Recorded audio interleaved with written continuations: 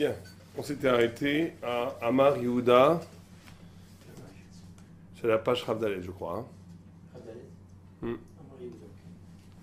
Amar Yehuda, c'est le nom du Maral. Il parle de Amar Yehuda ben Adoni Avi, son père Betzalel, Yehuda ben Betzalel, le Maral. Zichrono Tzadik Lebrocho. Oh. Alors là, il va parler un peu dans la Chab, il va très vite aller à la Shkafa. Il dit Amitzvah shekavu chamim al hanes, qui dès la tête Oda'a, Veshvach, al misha salanu hanes. C'est intéressant que le Maral déjà définit que l'essence de la mitzvah de Hanouka, c'est de donner un Shvach à Kadosh Baruch. Certains disent que le Hallel, comme ça le Rambam il enseigne le Pshat, que le Hallel lui-même qu'on dit à Hanouka est un Hallel en remerciement du fait qu'on puisse remercier. Comme on dit dans Modim, Modim anachdonash, Modim, la fin de Modim, Modim alaodaot. On dit merci qu'on puisse dire merci. C'est qu'une des plus grandes grâces que Dieu a faites à l'homme, c'est de pouvoir reconnaître qu'il reçoit un bien de Dieu ou de même de quelqu'un d'autre. Akara. La notion de Akara Tatov, elle est fondamentale parce qu'elle définit peut-être ce qui est l'humain. Toutes choses, étant donné qu'elles sont passives, elles ne sont pas libres, elles n'ont pas de remerciement à donner. Un instrument qui est dans la main de son maître n'a pas à dire merci à son maître puisqu'il est instrumentalisé par le maître. Dès qu'il y a une notion de toda, de merci, c'est que, en essence, je suis indépendant. On m'a donné quelque chose. Alors peut-être que souvent chez l'animal, on voit qu'il y a une sorte d'intelligence chez l'animal. Il y a une infime partie. Oui, bon, est-ce que c'est la caradatop? Peut-être. Mais c'est vrai que l'animal pose des fois des problèmes par rapport à des comportements humains. Est-ce qu'il imite l'humain?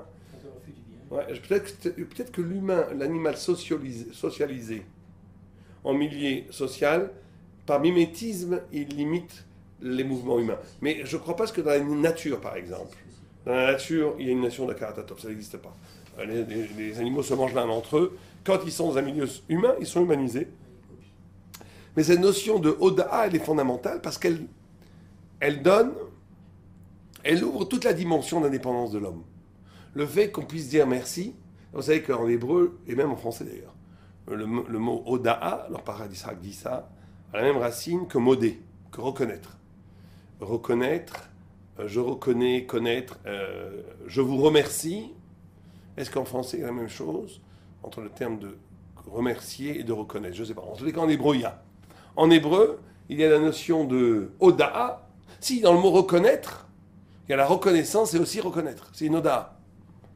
Quand je modais, il y a une oda'a baldine et en même temps remercier. Je vous suis reconnaissant. Je vous suis reconnaissant. Alors, voilà, donc je reconnais. Or, le paradoxal explique cette racine commune étymologique en disant que parce qu'un homme, en essence, il va être indépendant. Il n'aime pas recevoir. Un homme, en essence, il n'aime pas recevoir. Un homme, parce qu'il est à l'image de Dieu, il est indépendant. Dieu ne reçoit rien. Dieu ne fait que donner. Donc l'homme, en essence, il ne peut pas... Donc quand il reçoit, quand il dit merci, c'est qu'il reconnaît. Il fait en même temps une reconnaissance qu'il est dépendant de l'autre. Il n'y a pas de vrai remerciement si dans ce remerciement, il n'y a pas une sorte de révérence, de reconnaissance, justement, que l'autre m'a donné quelque chose dont j'avais besoin. Et c'est ça l'essence. Et c'est pour ça que les Chachamim étaient très, très, très makpid. Les Chachamim, on voit qu'un Tamid Chacham, il est toujours très makpid sur le Kafouy Tov. Toujours. Sur celui qui est ingrat, envers l'ingratitude. Parce que l'ingratitude montre chez la personne qui manifeste de l'ingratitude qu'il a coupé avec sa dignité humaine. C'est quelqu'un qui, ou bien comme un animal, il prend ce qu'on lui donne et il s'en fiche, parce qu'il n'a pas de dignité, ou bien qui ne reconnaît pas justement que l'autre lui a donné, et en faisant ça, c'est pas juste un problème moussari, c'est qu'il a complètement détruit sa dimension humaine.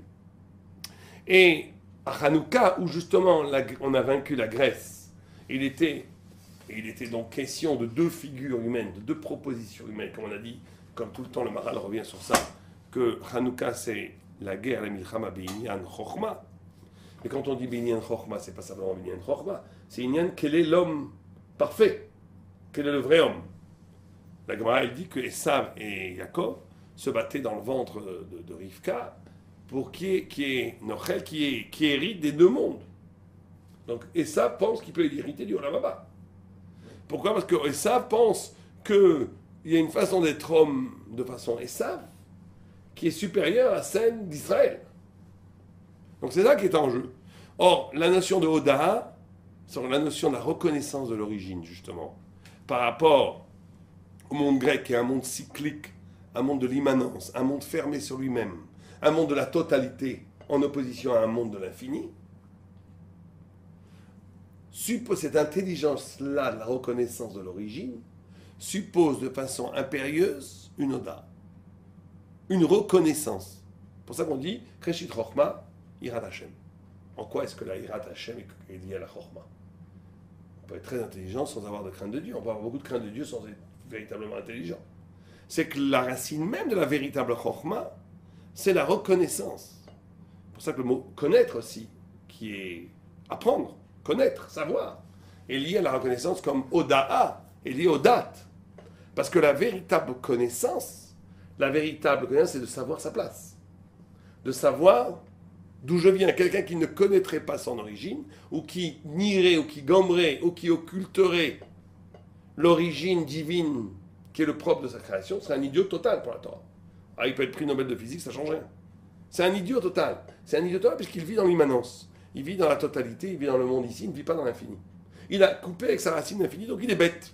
Il est bête au sens carrément équivalent, il est comme un animal, qui est coupé de son origine. Donc le pouvoir de dire merci, l'impératif de dire merci, l'obligation de dire merci, cette Oda est elle-même quelque chose qu'on doit célébrer. Et certains disent que le Hallel, comme ça certaines personnes veulent apprendre sur le Rambam, que le Hallel lui-même est un Hallel sur le fait qu'on puisse dire merci. Parce que on dit le Hallel sur le fait qu'on dit merci. Comme ça le Rambam il écrit Hallel à la Oda. Qu'on fait un Hallel sur le fait qu'on dit merci. Pourquoi? Parce que le fait de pouvoir dire merci ouvre en moi toute la divinité d'humaine juive. Qu'est-ce que c'est être humain de façon juive? C'est de reconnaître. Reconnaître la situation dans son immense format, ça veut dire son format réel et véritable, qui est qu'avant tout il y a un Dieu, avant l'être il y a du non-être, le néant en Dieu est comme créé, on est créé à partir du néant, etc. C'est la reconnaissance. C'est la reconnaissance qui fonde la date de savoir. Et donc, le Maral ici, Méramès, souligne que l'essence même de Hanouka, qui lui-même a dit que c'était une lutte sur la notion de Chochma, doit aboutir sur une notion de Hoda. Jvar ve'Hoda, la Kadoshbourg. Jvar ve'Hoda, parce que Jvar ve'Hoda, c'est la manifestation la plus ultime de cette prise de conscience de l'intelligence juive qui sait porter la mémoire de l'origine de Dieu et qui ne se laisse pas enfermer par les catégories de l'être. Comment est-ce qu'on fait ça? Par la Hoda. Donc quelqu'un qui est capable de remercier véritablement, et quelqu'un qui va être capable de comprendre véritablement. Et quelqu'un qui comprend véritablement va être obligé de remercier et réciproquement. Donc il nous dit, Kedé la tête, Oda, Veshvar al Misha Salanu Nes, Raoui Shetien Naase, Beshlemut Agamur. Qui ou Idbara appelé Imanu, il flit Imanu, la Sot, Ve'er lo Naase, Mitzvah, Shekavu Alze, Beshlemut Gamur. Alors là aussi, le Maral commence très fort, en nous disant qu'il y a une sorte de réciprocité spirituelle. De la même façon que Dieu a fait, il nous enseigne ici qu'il s'agit d'être réactif dans son rapport à Dieu. Ce que Dieu te fait, il faut être réactif. C'est pour ça que c'est une grande leçon de Moussa. On a énormément de choses qui nous arrivent, on n'est pas réactif. Ou très peu. Ou il faut que ça soit vraiment massif. Quelqu'un, un enfant, bon, il va faire une Seouda Todaya. Mais quand c'est des petits... Hachem fait énormément de petits nissim, fait énormément de petites recettes. D'ailleurs, le fait d'être en bonne santé, le fait même de vivre, le fait même d'habiter Jérusalem, le fait même d'être là, c'est extraordinaire. Mais est-ce qu'on est réactif par rapport à ça? Non. La plupart des gens ne sont pas en tous les cas. La nation réactive, c'est la question de rendre, d'être éveillé, la notion d'éveiller. D'être éveillé par rapport aux bienfaits quotidiens, permanents que Dieu nous fait, et répondre par rapport à ça à la mesure, bien sûr, de façon humaine, à la mesure de l'action divine, il faut qu'il y ait une réaction humaine. Donc il pose tout de suite que Hanouka, qui est un essai extraordinaire que Dieu nous a fait, qui est, comme on les a expliqués les semaines précédentes, et comme le Maral a expliqué, que c'est toute cette victoire sur la Grèce, cette victoire de la lumière sur les ténèbres, cette victoire de la sagesse juive par rapport à avoir échappé à l'hellénisation, qui est peut-être le plus grand des miracles, l'irruption de la Torah Shebal Peh, tout ça sont des miracles incroyables, qui sont le miracle de l'irréductibilité du peuple juif. C'est ça le grand miracle de Hanouka. C'est que le peuple, lui, on a beau l'helléniser, le normaliser, il sort toujours le génie, il sort toujours la spiritualité juive. Elle est incompressible. C'est un miracle extraordinaire. Ce miracle extraordinaire, il va falloir y répondre au maximum, dit-il. Et de là, il va en tirer une conséquence halachique qu'on ne peut pas faire la mitzvah de Hanouka si on ne la fait pas à 100%. Que si on ne la fait pas à 100%, on perd la mitzvah. D'où la notion de l'éméadrine. L'éméadrine, qui va dans le Shulchan Aruch lui-même. Qui est dans le Shulchan Aruch, et non pas en tant que Hidour. non pas encore Hidour, ouais. On va voir qu'il va être possède la bougie, par exemple. Alors que tout le monde fait avec la bougie. Lui, pour lui, c'est pas soul. Pas soul. Le Shah Etzion, il amène le Maral comme une vue. C'est les partenaires à l'Acha. Mais d'après le Maral de Prague, si on ne fait pas avec de l'huile, on n'a pas fait la mitzvah. Mais Ikaradin, ce qu'il va dire maintenant. Mais Mipne Kiraïti Dvarim, déjà à son époque, ou Mipne Kiraïti Dvarim, Shanu Noagim Ve'em Tmu'im Elai. J'ai vu des choses que les gens pratiquent, et pour moi elles sont étonnantes, dit-il. Il faut que j'en parle, dit-il. Vaïsha Chachan Ve'anavon, ou Medagdik B'mitzvot, Idbonen, Ve'ifra et Asher Nirelo Echad. Il dit, moi je vous dis ce que je pense, vous faites ce que vous voulez, en gros, c'est ce qu'il dit. Le Maral dit, je vais dire ce que je pense, et le Ish Chacham Navon Medagdik B'mitzvot, il décidera ce qu'il veut faire. Ma sherov haolam noagim la'asot nerot al sha'ava, c'est la cire. להדליק נר חוץ מאותם המדקדקים להדליק בשמן זית, מפני שהוא זכר לנר שנעשה בבית המקדש. כי לפי הנראה שהוא פסול. Il dit c'est pas soul. C'est pas caché. Les ner Hanouka. Les gamrés. Delo nikra ner. C'est ça tout son clal. Les gens rapportent le Maral de façon fautive. Tout le monde dit que le Maral dit ça parce que comme le Nes n'a assez avec... c'est pas du tout ça qu'il dit. Vous allez voir, c'est pas, moi je me suis trompé sur le chat. Mais à première vue, c'est pas du tout le monde le ramène comme ça dans les livres. C'est une erreur. Les modernes ont écrit ça, c'est pas du tout ce qu'il dit. Il dit parce que c'est pas une ner. Il fallait faire comme une dans le Megdal. Ouais, il dit ou parce qu'en Bétamina ou parce que c'est le Nes n'a assez avec Shemen Zait. Non, il dit pas Shemen Zait, il dit Shemen. On va voir. C'est une erreur, les gens l'ont lu trop vite. C'est pas du tout ce qu'il dit ici. Delo nikra ner klal. Il dit que tout les sautes du Maral, il dit que ça s'appelle pas une ner. Une bougie ça s'appelle pas une ner. Rak zenikra ner shenotim shemen bekli. Il dit qu'est-ce qui s'appelle une ner? Une ner comme à l'époque, comme les lampes romaines là, vous savez, il y a le cli en Jerez, là, en argile. Ouais. Lampe à l'huile, exactement. C'est ça une ner. Il va expliquer pourquoi. Rak zenikra ner shenotim shemen bekli. ומניחים שם הפתילה, שזה נקרא נר, לא כאשר כורכים השבה על הפתילה. וכן חלב שכורכים על הפתילה, לא נר, הוא c'est pas du נר, רק אבוקה, c'est une torche. והאבוקה נראה די פסול לנר, חנוכה כדאמר שם, אמר רבא, מילה קרא שמן והקיף הפתילה, כף עליהם כלי עולה לכמה בני אדם, לא כף עלי כלי עשה כמין מדורה, ואפילו אחד נמי אינו רואה. אוקיי, נמי נראה לגמרא, là-bas qui est dans le Shulchan Aruch d'ailleurs, que une Médoura t'es pas yotse. ועל כל ראינו תמה מפני שהנס נעשה בנר. Il dit ça, effectivement, il dit parce que le nes na'aseh bener, pas à cause du shemen zayit. Le nes a été fait à partir du ner, donc il faut qu'on reproduise le ner. וזה לאור הנר הוא רק מדורה, כיוון שעיקוף הפתילה הרבה, אין זה נר כלל. וכן דבר זה כאשר קורר שווה על הפתילה, לא נר הוא, רק אבוקה הוא. ואין אבוקה הוא נר כדאמרנו במדרש. Alors il va expliquer pourquoi. Donc en gros, ce qui pose d'un point de vue halachique, c'est que on est yotse à Hanouka qu'avec une ner. Pourquoi? Parce que Naaseh Nes Bener, ça c'est vrai. Mais pas que du Shemen Zayit. Amarava, les Ma Tzadikim Domim, les Pnei Ashrina, Kener mi Pnei Avuka. Les Tzadikim sont comme une bougie devant une torche.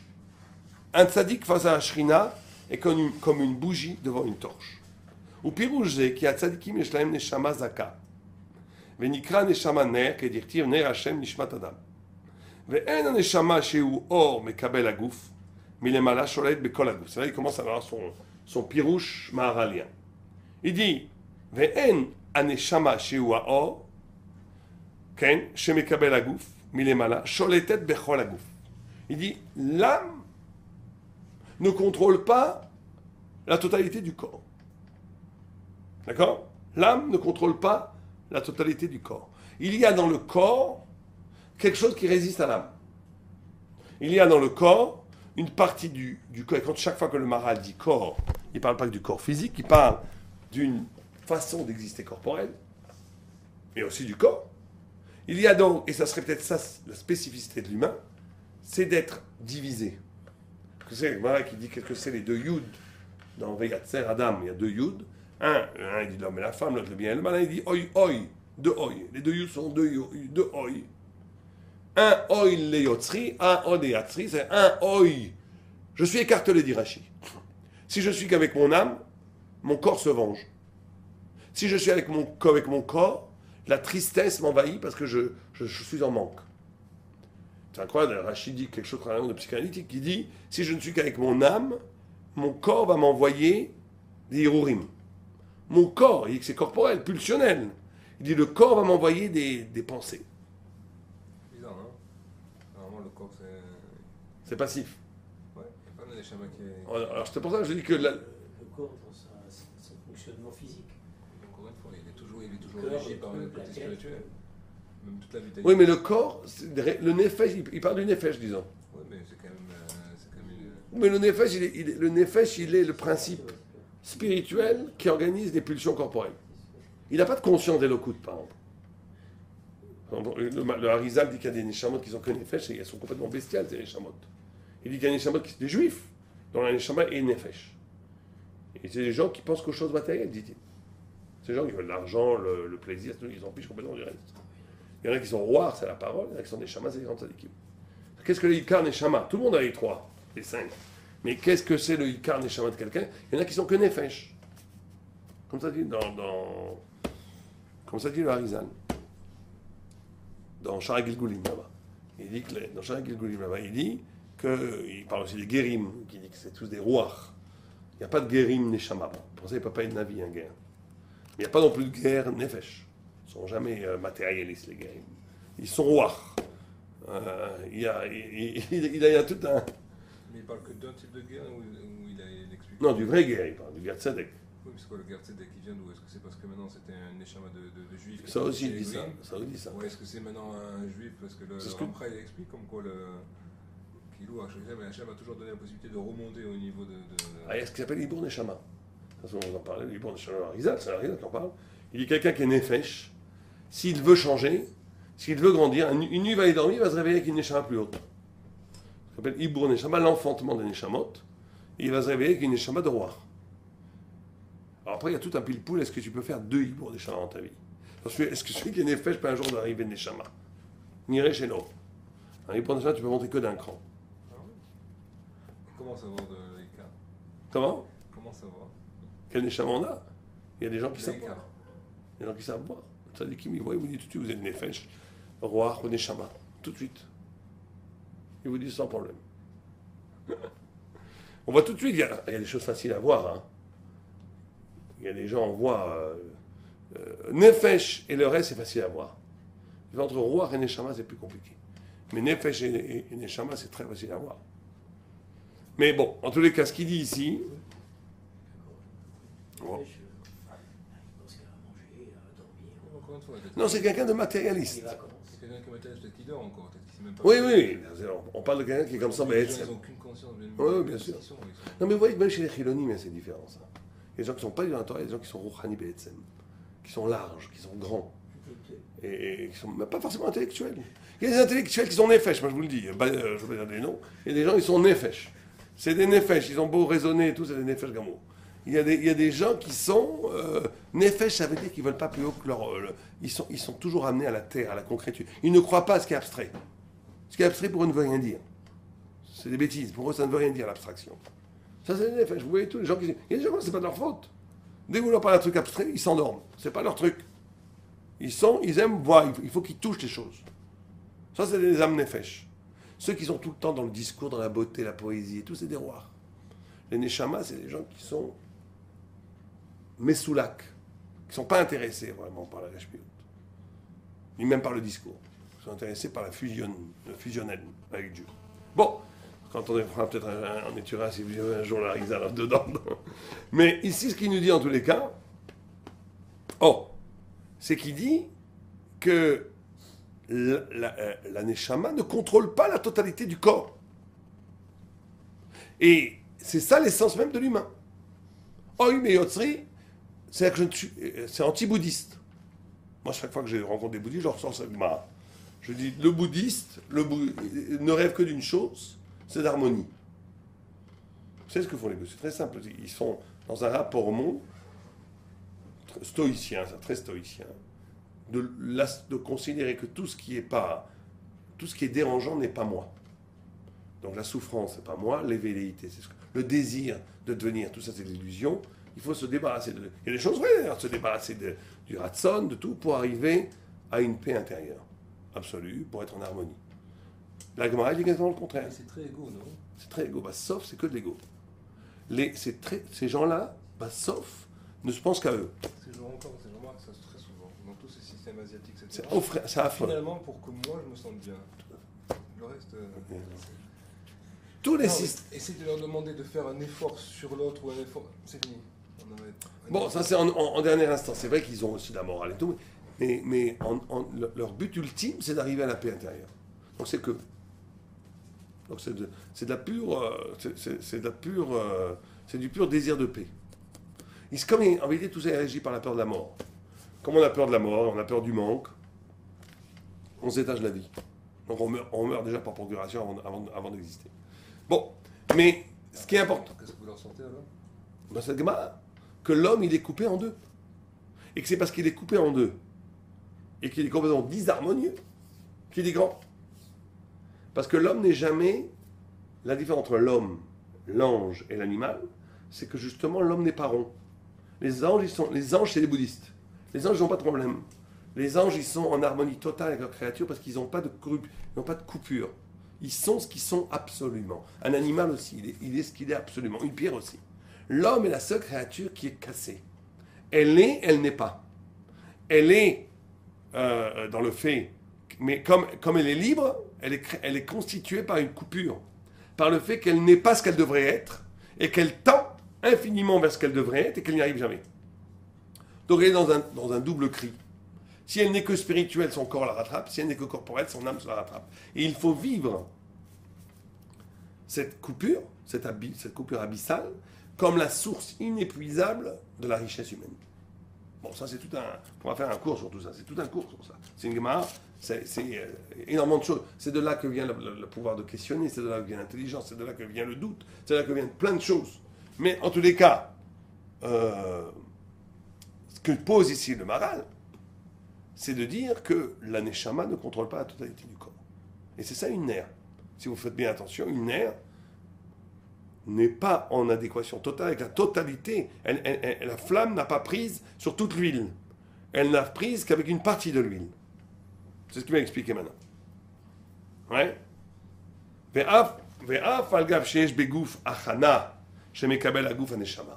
Même si le corps est fait en essence pour recevoir la neshama. Mais comme Agouf eno nirshav hakeli, il est qu'un cli. Shebo hashemen vaptila shebo adave kaor. Ve'af Agouf karu. Shebo akoar asher mekabel haneshama. C'est-à-dire que le corps permet de faire que l'âme habite. Aval Agouf atzmo ou kli levat. Mipnei she'en haneshama sholetet bechol Agouf. La neshama n'illumine pas la totalité du corps. Il reste keli. Il n'est pas une partie de la neshama.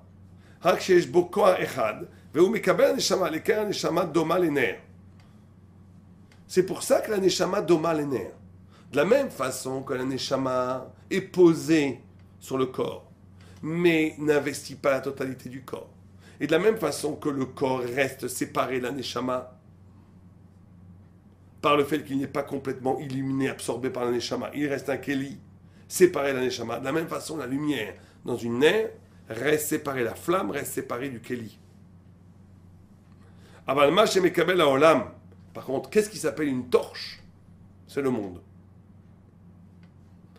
Ma chez Mekabel à Olam kvod ashrina. Et dans Olam Mekabel rak dvarma mirvodo. Le monde ne reçoit qu'une toute petite parcelle de sa splendeur divine. Et le monde ne peut pas recevoir toute la splendeur de Dieu, bien entendu. Parce que le monde est fini, Dieu est infini. Le fini ne peut pas porter l'infini. Ne peut pas englober l'infini.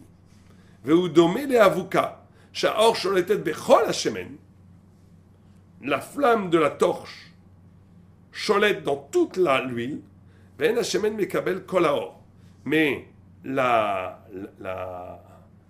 l'huile ne reçoit pas toute la lumière. כמו שני עובה, כמו שאמר ברור כבוד השם במקומו. כן? là il y a une טעות, מן הכל הערה זיו יקרה, il dit en dessous, ברור יקר, ok, en tous les cas, on va revenir. וזה ההפרש שיש בין האבוקה לנר, שהנר אינה שולטת בכולו, שהרי הכלי עצמו נקרא גם כן נר, בכל מקום, ובו אינו שולט האור, הדלוק, רק שולט בשמן.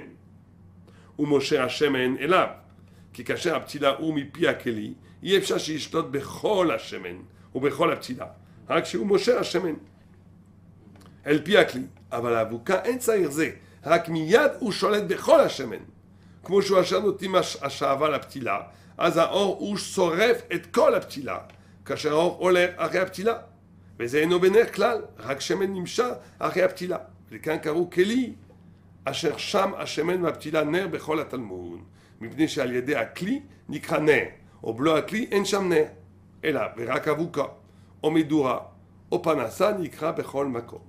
Donc il dit comme ça. Je n'ai pas compris pourquoi l'avocat elle est choletée sur tout le shemen. Ma cache. C'est pas avocat, on a dit que c'est juste un rébouille au niveau des petits lots. En quoi maintenant il y aura plus d'archida dans tout le shemen que sur le nerf avec une seule petite là? Non, ça, puisqu'il y a plusieurs. La torche, c'est que le feu est partout, sur toute l'huile. Le fait qu'il y a un multiple de flammes, on posait techniquement pourquoi est-ce que ça s'appelle que c'est cholette sur tout le chemin. Le fait qu'il y ait plusieurs flammes sur l'étendue, sur un nappe d'huile, montre que le feu. C'est ça qu'il appelle avocat. Ouais. Elles ne sont pas reliées les mèches. Tapis de feu. Un tapis de feu sur l'huile. Qui est, alors vous posez une question technique en disant, mais entre deux flammes, il y a un espace vide où, la flamme n'est pas cholette sur le chemin. Bon, je sais pas. Mais en tous les cas, une avocat, c'est quand le feu prend sur toute la torche.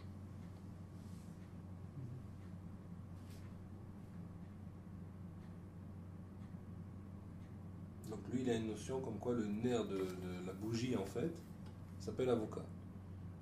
Ouais. Toujours. Ouais. Oui, parce que la flamme prend sur toute la Shoah, sur toute la ptila qui est en apparence et sur la cire qui est en apparence. C'est une infirmière pour le petit 4 mètres, ça.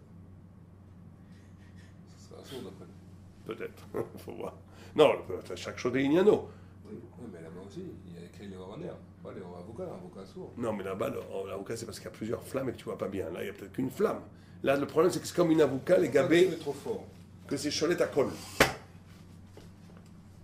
Bon, en tous les cas, ce qu'il nous dit, au niveau du principe, maintenant, il parle au niveau du principe, ce qu'il nous dit, il nous dit que n'est cacher pour Hanouka, que si on a une indépendance des trois niveaux qui s'alimentent l'un et l'autre et qui se définissent là réciproquement. C'est ça une note. Le Keli, qui reste séparé de la flamme, puisque la flamme ne domine pas complètement le Keli, comme l'âme ne domine pas complètement le corps. La Ptila, qui fait le lien entre le corps et l'âme, qui elle-même est longue et qui n'est pas dominée par toute la flamme, et la flamme qui, elle, éclaire, qui éclaire. Il dit que c'est pareil avec la Neshama. Qu'on a une Neshama qui est liée au corps par un lien qui s'appelle la Ptila ou le Ruach, ou ce que vous voulez. Au moment où on dit Neshama, Ruach, Nefesh, bon, parce que c'est là, il n'en parle pas manifestement ici. Mais en tout cas, il dit que c'est que le Nes et que la Misa de Hanouka ne peut être envisagée que si elle obéit à ces mêmes principes. Parce que c'est ça qui s'est passé à Hanouka. Ce qui s'est passé à Hanouka, c'est pas... Alors, regardez ce qu'il dit, ce qui est très intéressant. C'est que le monde, lui, par contre, que le monde, la matière, elle est passive. Le monde ne peut pas recevoir tout le kavod d'Hachem. Mais le peu de kavod qu'il reçoit embrasse tout le monde. Il n'y a pas de résistance du monde par rapport au kavod d'Hachem. Il n'y a pas tout le kavod d'Hachem, mais il n'y a pas de résistance. C'est comme si la matière était complètement passive dans l'économie générale du dévoilement de la divinité. Elle est passive. Elle n'a pas de résistance. Elle n'existe pas par elle-même. Comme elle n'existe pas par elle-même, elle est complètement absorbée par la lumière divine. Elle est complètement absorbée par la lumière divine. Et donc, elle ne peut pas... Donc c'est ça qui dit la différence. Et peut-être que c'est ça qui veut nous signifier à Hanouka. En d'autres termes, il dit Hanouka, la lumière de Hanouka, doit être une lumière séparée, comme l'âme est séparée du corps. La lumière de Hanouka doit être séparée de ce qui la porte.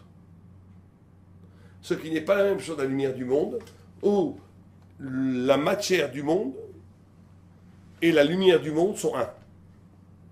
Comme disent les Mekoubal, qu'en réalité du Sechel et de la lumière dans chaque chose. Il n'y a pas une chose qui n'est pas portée par la lumière, on va dire. Toute matière, tout objet dans la nature ou tout objet dans le monde n'existe que dans la mesure de la lumière divine qui la porte. Elle n'existe pas en dehors que ça. La seule chose qui est la définition des objets qui nous entourent et de la matière qui nous entoure, c'est le Sechel Sheyesh Betor. C'est-à-dire la trace divine, la lumière divine. C'est la voyelle divine qui fait vivre les choses. Alors bien sûr que cette voyelle n'est que partielle par rapport à l'infini kavod d'Hachem, mais par contre, ce qui n'est pas partiel, c'est que cette matière est complètement assujettie à ce n'existe que dans la mesure où cette lumière existe. Ce qui n'est pas le cas du corps et de l'âme, où le corps par rapport à l'âme oppose une résistance, une sorte d'autonomie, ce qui donne le lieu de la liberté humaine. Et donc il dit la lumière de Hanouka doit épouser la même forme métaphysique que l'homme, et pas que la même forme métaphysique que le monde. Et tout le monde comprend que c'était peut-être ça la grande marloquette qu'il y avait entre les Grecs et les Juifs. Est-ce que l'intelligence, la chokhma, le savoir, a le dernier mot dans la structure du monde, et l'homme n'est qu'une des modalités de ce monde? Ou est-ce qu'il y a une ontologie, une métaphysique, un savoir, une chokhma humaine à côté de la rationalité mondaine? C'est ça la vraie marloquette, qu'il y a toujours jusqu'à aujourd'hui d'ailleurs. Est-ce que l'homme est un étant parmi tant d'autres qui a mieux réussi, on va dire, qu'a manifesté au niveau quantitatif une plus grande indépendance, mais qu'en réalité doit être décrit, ce qu'a dit Foucault, ce qu'a dit Deleuze, ce que dit Badiou aujourd'hui, c'est ça. Toute cette tradition philosophique française, de vouloir, avec soi-disant la grande mitzvah, de démythifier l'homme. L'homme n'est qu'un étant parmi tant d'autres, qui a simplement une priorité que les autres étangs n'ont pas, c'est qu'il peut se penser lui-même. Il peut se penser lui-même. Mais c'est tout. Mais l'homme, comme disait Foucault, l'homme n'est pas définitif. L'homme est un moment de l'histoire de l'universel, de la matière, qui va peut-être passer, on passera à d'autres choses. Donc c'est ça la grande discussion. Est-ce qu'il y a dans le filigrane, dans l'archétype, dans le sechel profond, dans l'intelligence profonde, qui constitue l'humain, et donc la sagesse humaine, quelque chose qui est radicalement différent de... On parle même de sagesse divine ici, hein, de la sagesse divine qui est en œuvre dans le monde. Donc eux, ils dissocient complètement. Les Grecs, ils unifient complètement. Ils disent c'est pareil. Oui, enfin, dans le sens... Tout est pareil. Tout est pareil. L'homme n'est qu'une modalité de la torche.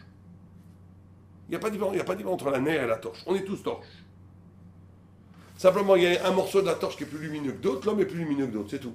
Mais on est tous des torches. Il n'y a pas de différence ontologique entre la matière et l'homme. On est tous portés par une même lumière. Simplement, il y a quelqu'un qui est plus conscient de cette lumière, quelqu'un qui est moins conscient de cette lumière. Un animal, il a aussi la lumière divine. Une chose, une pierre, elle a aussi la lumière divine. Un homme a la lumière divine. Les anges ont la lumière divine. Chacun va, à son niveau, prendre conscience de cette lumière. Et plus il en prend conscience, plus il est intelligent. Mais il n'y a pas de différence fondamentale entre tout ça. Ça, c'est la pensée grecque. La pensée juive, c'est de dire qu'il y a dans l'homme une façon d'être qui n'a aucun rapport avec les modalités de tous les autres êtres. Qu'est quoi? Qu'est justement cette division, cette autonomie, cette liberté, le fait qu'il y a quelque chose dans l'homme d'indépendant par rapport à son origine. Le corps n'est pas complètement dominé par l'âme, qui lui donne toute la possibilité de la liberté. Et c'est ça qui pose, et c'est ça le sens même de la Bria, que Dieu a voulu créer un homme qui n'est pas totalement assujetti à l'âme pour qu'il puisse après faire véritablement célébrer, d'où la notion d'Oda. Tout le monde comprend que si un roi est célébré par des robots, il n'y a pas de cavode. C'est la fameuse, tout le temps, le Harizal revient toujours sur ça. C'est le choix à la fois du libre arbitre, ce qui va lui permettre également d'arriver à la Oda. Tout à fait. Sans ça, il n'y a pas de Oda. Il n'y a pas de Oda. Et donc, le Maharal pousse tellement. Pourtant, on dit que les anges, justement, n'attendent qu'une chose, c'est de faire le Shevar d'Akadosh Baruch Hu, le Kilou. Bon, ça, c'est le coucher, j'ai pensé à ça. Mais les anges, quelle est la nature de cette Oda? C'est un problème. Puisqu'ils n'ont pas de liberté. C'est un problème. Je n'ai pas résolu cette question. Puisque toute la notion de Oda, c'est robotisé peut-être. C'est ça possible, parce qu'on voit qu'ils cherchent la chose. Ils n'ont pas de libre arbitre. Justement. Puisque tout ce que dit le Harizal dit toute la notion de kavod, c'est malchut. Ou c'est peut-être une notion de Hana, du Ziv, Ashrina, qui recherche. C'est une autre forme de Hana. D'abord, c'est une Oda. Ouais. C'était une Oda qui est due au kavod Hashem en soi.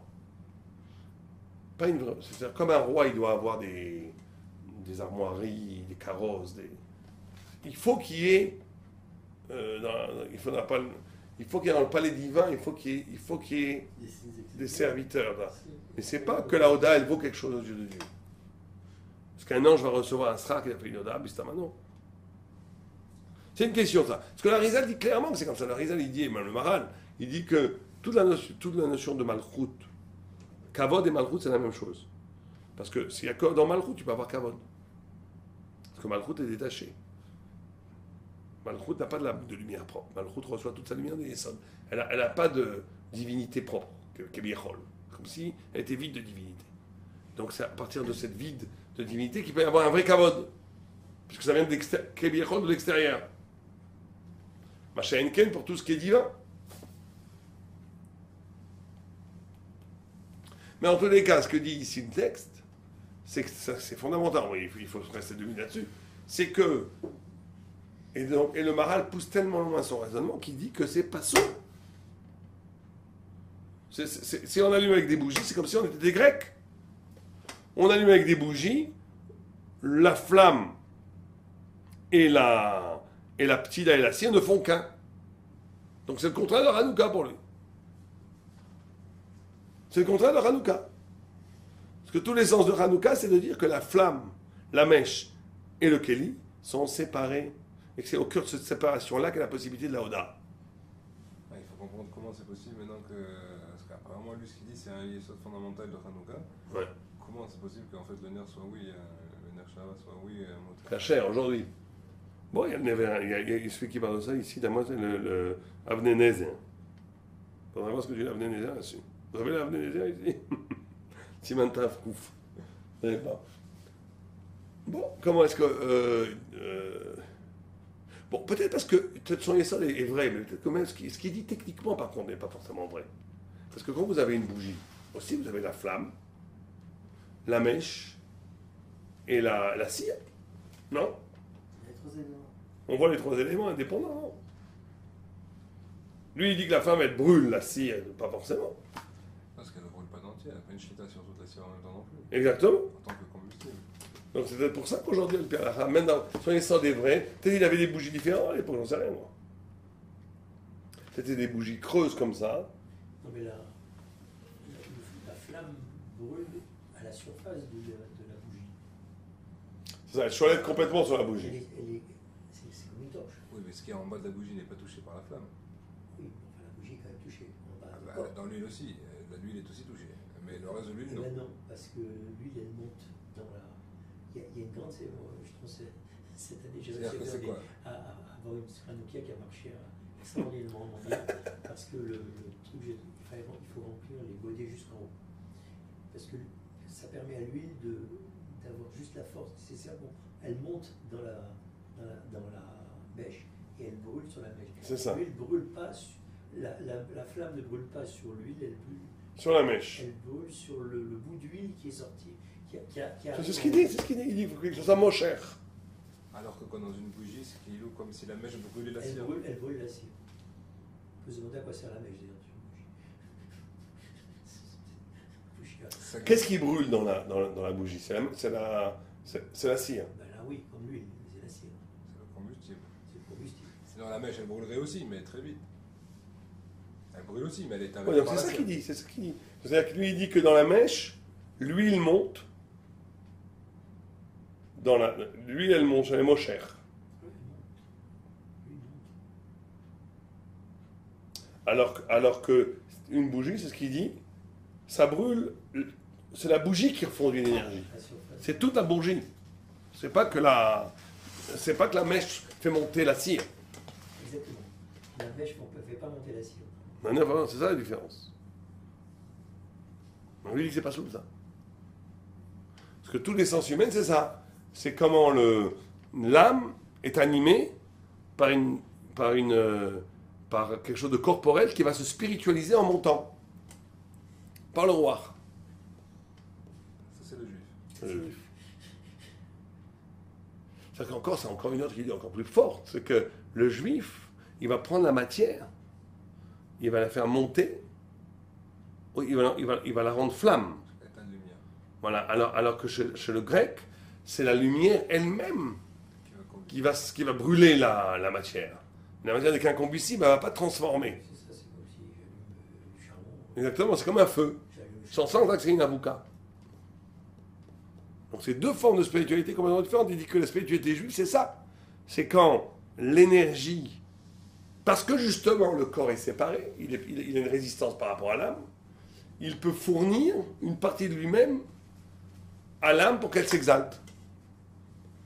Alors que dans le monde matériel, même spirituel, dans le monde hors juif, même très spirituel, il y a un embrasement total. La matière disparaît face au feu spirituel. Il n'en est que le support. D'où pour lui, c'est pas tout complètement. Bon, alors on va passer ce passage après, parce qu'avec un vrai pile-poule, sur est-ce que le Shabbat même, lui, il amène des vues des Gaonim, que Shabbat aussi, les bougies, c'est pas bon. Et il dit pourquoi? Alors d'ailleurs, toi, on n'a pas. Shabbat aussi. Il dit que Shabbat, les bougies sont pas bons non plus. Non, il amène une marloquette. Il dit les Gaonim pensent que c'est pas bon, le Roche amène que c'est pas bon, Rashi dit que c'est bon. Roche amène les Gaonim qui disent c'est pas bon. Je vous fais le résumé rapidement. Le Roche amène les Gaonim que c'est pas bon, le Roche sait que c'est bon pour Shabbat. Rashi dit que c'est pas. Il va amener une preuve de Rashi qui est assez faible. Rashi dit c'est bon pour Shabbat. Le Maral veut faire un diouk de là. Tu vois que Rashi a dit que pour Shabbat c'est bon. Il n'a pas dit pour Hanouka, donc Rashi est comme moi. Que dans Hanouka ça sera pas bon une bougie. Comme ça il veut faire un diouk. Bon, c'est pas un diouk très fort.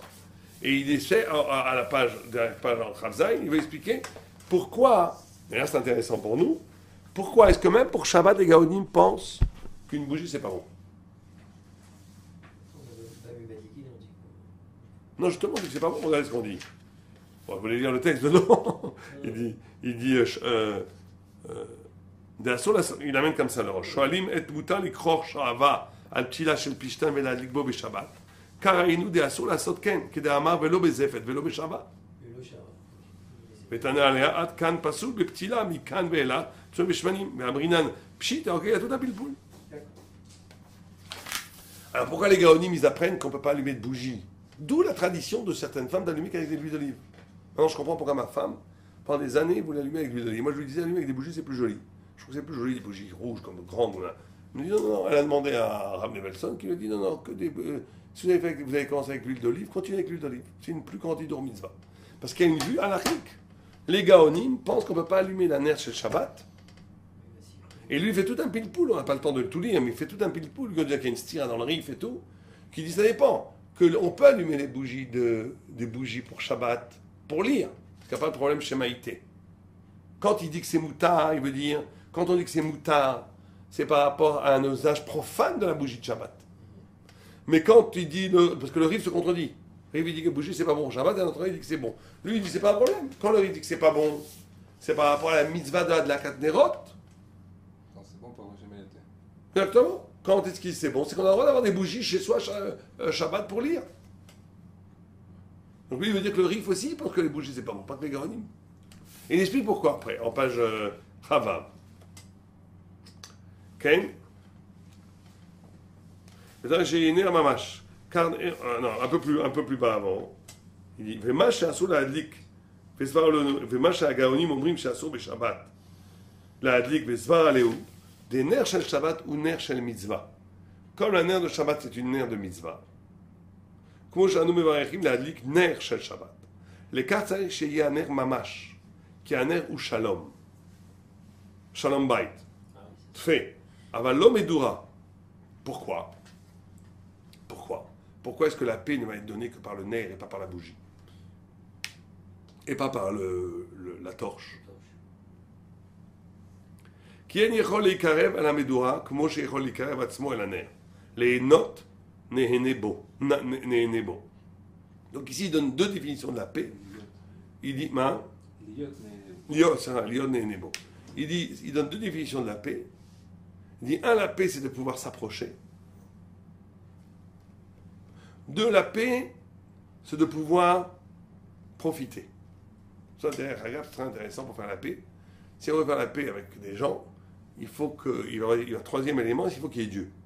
Il faut trois éléments pour la paix. Premier élément, il faut pouvoir s'approcher. La paix ne peut pas se faire s'il y a distance entre les gens. Qu'est-ce qu'ils font ici? Chaque fois qu'ils font la paix, ils divisent. C'est ça justement, la paix c'est pas ça. Négociation directe. Maintenant, la paix c'est pas chacun chez soi, faut qu'on ne se tire pas des balistes. C'est pas ça, ça peut pas marcher. La paix ne peut marcher que s'il y a proximité. Deuxièmement, la paix ne peut être que s'il y a un ana. Là ils ont raison, comme certains disent, il faut faire la paix, il faut que si les gens économiquement dépendent l'un d'autre, ils vont se faire la paix. Ils vont pas se faire la guerre. Tous les penseurs politiques, c'est ce que disait Machiavel. Il marchait, bon, il disait que il disait je préfère un ennemi qui a les mêmes. J'ai plus confiance à un ennemi qui a les mêmes intérêts que moi qu'à un ami qui a des intérêts divergents que moi. Ça c'est tout à tout Machiavel. Ça veut dire la notion de paix et d'équilibre par rapport à l'intérêt. Mon ennemi qui a les mêmes intérêts que moi, je peux lui faire confiance parce que c'est les intérêts qui vont le motiver. Mon ami qui a des intérêts divergents, à un moment donné, ça va craquer, il va aller contre moi. Donc la notion de anaa, la notion que chacun donne à l'autre du plaisir et donc du besoin, c'est une garantie de paix. C'est évident. Donc il ne peut pas y avoir de paix s'il n'y a pas non plus d'échange. Concession, je ne sais pas, mais d'échange. D'échange. Il faut que les gens profitent de la paix. Et il continue en disant la troisième chose, Ve'od ki kasher ushlam ha'olam, ki bel ha'olam tsurat ha'elokit. Quand le monde a été parachevé, fini, il a reçu la forme divine. Comme un homme, quand il est parachevé, il reçoit une âme divine. Chez Ikra Ner, qui s'appelle bougie. Comme chez Ilbaï Lemala, qui Ikra Neshama Ner. Veleken, Aolam, Kasher, Ushlam, Zevaya, Beyom HaShabbat, Shebo, Ushlam, Aolam. Il dit le shalom, le ushlam, la notion de shalom, c'est la notion de plénitude. D'avoir fini quelque chose, Et qu'est-ce qui a fini le monde, qui a parachevé le monde? C'est le Shabbat.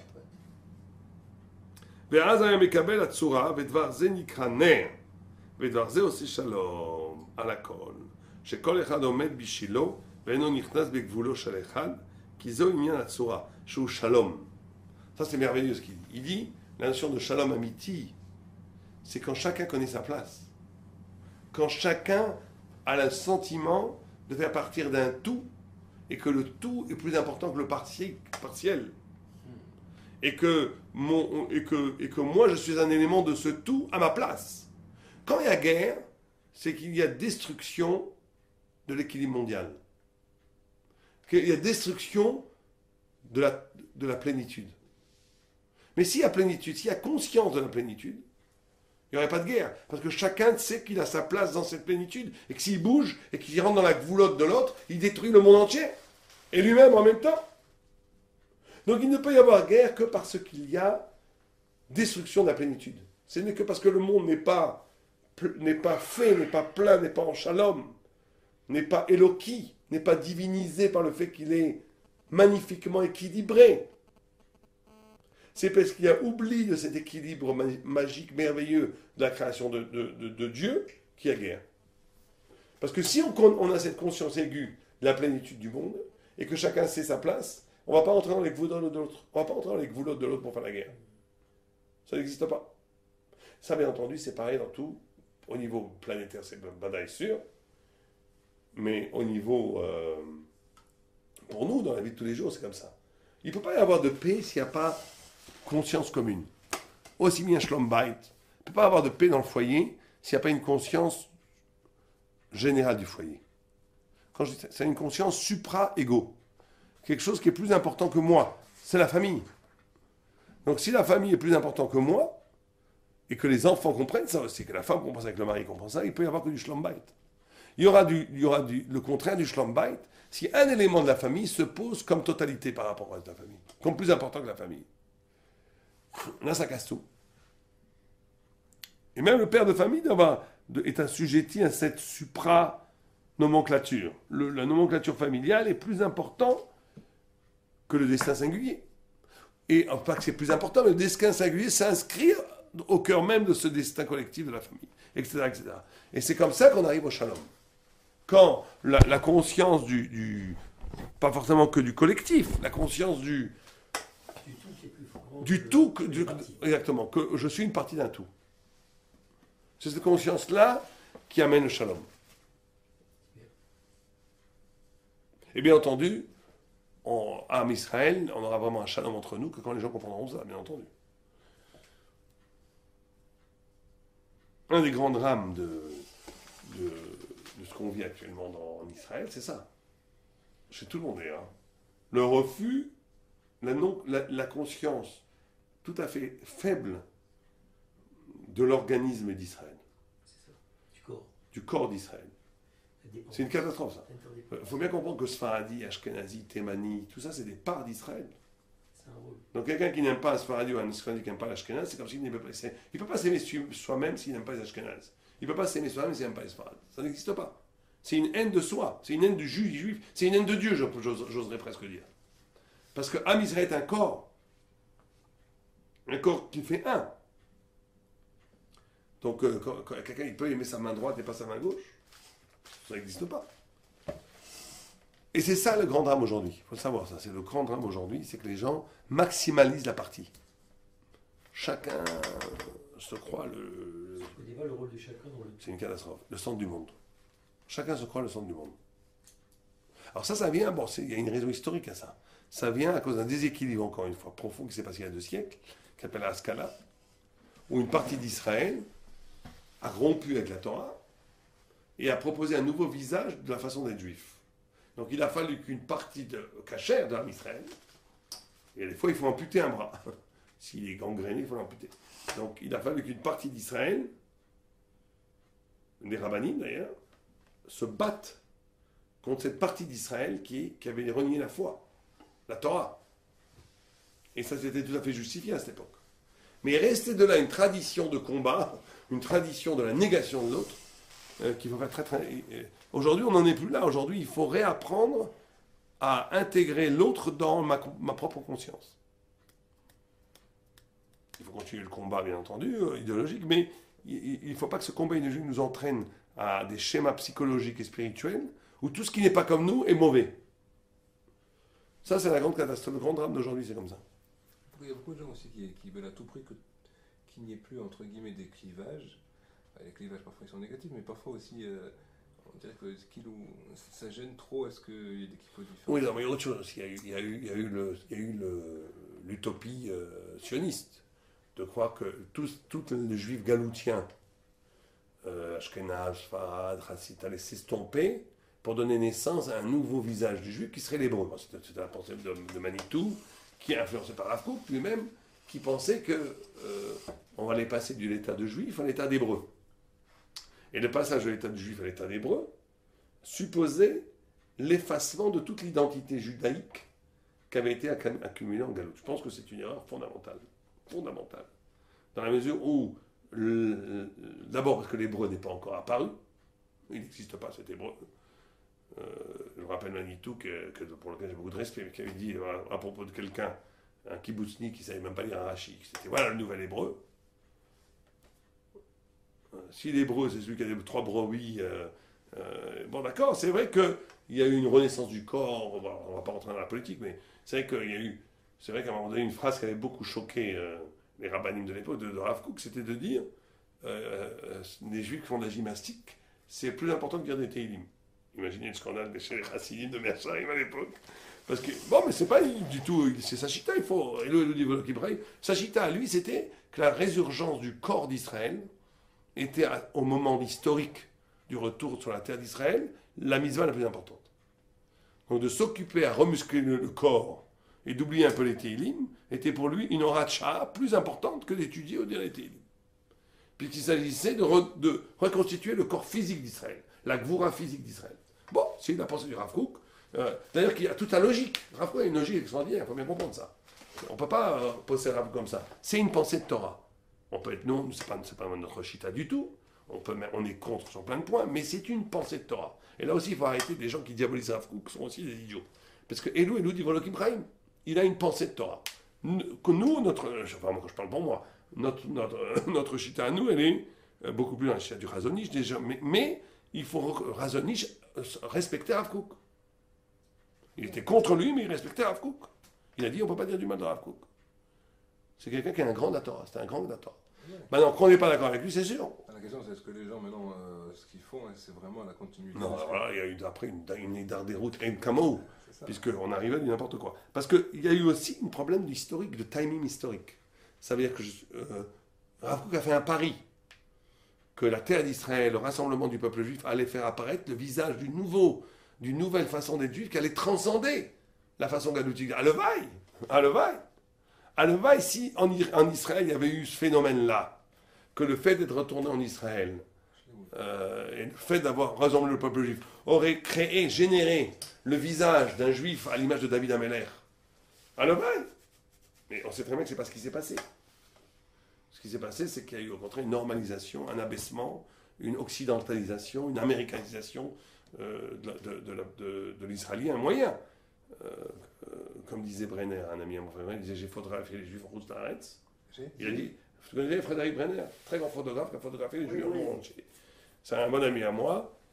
Il a dit la phrase peut-être la plus antisioniste qui a jamais été, sans s'en rendre compte, parce que lui il était sioniste. Il a dit quand je photographie les juifs en Sibérie, partout, au Théman, partout, ils avaient une classe extraordinaire. C'était des princes parmi les nations. Il les a retrouvés ici. Ils sont devenus des citoyens de 3e zone. Et c'est vrai, quand on voit les photos des deux, c'est vrai. C'est-à-dire qu'il y a eu on n'a pas su intégrer. On ne peut pas gommer le passé si on ne propose pas un futur. Surtout si. Et surtout, de toute façon, la notion même de la galoute, elle a toute sa connotation positive. C'est d'être capable de ramener toutes les étincelles de la galoute pour faire un grand foyer ici. Mais le problème, il va falloir faire ce grand foyer ici. Et le grand foyer, la grande flamme ici, elle doit être composée de toutes les identités juives qui se sont formées en galoute. C'est les étincelles dont parle Tosfot même. C'est une sotsot. Une des raisons de la galoute, c'est une sotsot. Une des raisons de la galoute, c'est de ramener ces lumières-là. Mais il faut que toutes ces lumières fassent un grand feu qui, effectivement, doit générer, Bezrat Hashem, la venue d'un visage judaïque qui va être plus grand que celui qui était en galoute par définition. Puisque la Torah en Eretz Israël doit être plus forte qu'en Rousse Laretz. Mais il ne faut pas confondre ce qui doit être et ce qui est. Ils ont sauté une étape. Bon, ouais, il y a eu, c'est toujours comme ça. Quand on finit là, on finira. Donc ça va aller.